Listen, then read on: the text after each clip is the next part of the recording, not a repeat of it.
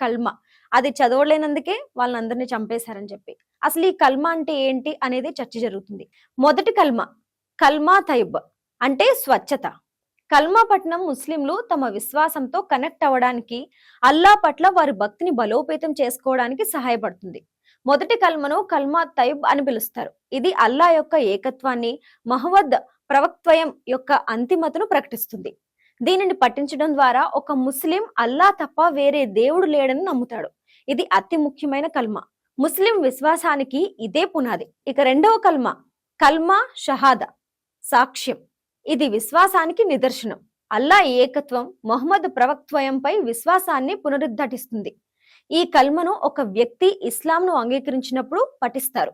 దీని అర్థం అల్లా తప్ప వేరే దేవుడు లేడని నేను సాక్ష్యమిస్తున్నాను అని అర్థం. ఇక మూడవ కల్మా, కల్మా తమీద్.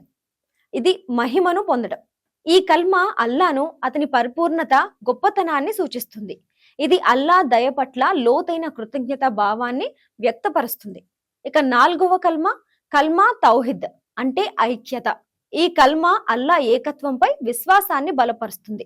అల్లా తప్ప ఆరాధనకు అర్హుడు ఎవ్వరూ లేరు. ఆయన ఒక్కడే. ఆయనకు భాగస్వామి లేడు. రాజ్యం ఆయనదే. సమస్త స్థుతులు ఆయనకే. ఆయన జీవితాన్ని ప్రసాదిస్తాడు, మరణాన్ని కలిగిస్తాడు. ఆయన చేతిలో అన్ని మంచితనాలు ఉన్నాయి. ఆయనకు ప్రతి దానిపై అధికారం ఉందని చెప్తుంది. ఐదవ కల్మా, కల్మా అస్తగ్ఫర్ అంటే పశ్చాత్తాపం.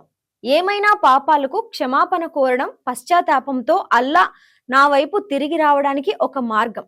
ఈ కల్మా వినయం యొక్క ప్రాముఖ్యతను, దైవిక దయ యొక్క అవసరాన్ని ప్రతిబింబిస్తుంది. ఇక ఆరవ కల్మా, కల్మా రద్దేకుఫ్ అంటే విధేయత.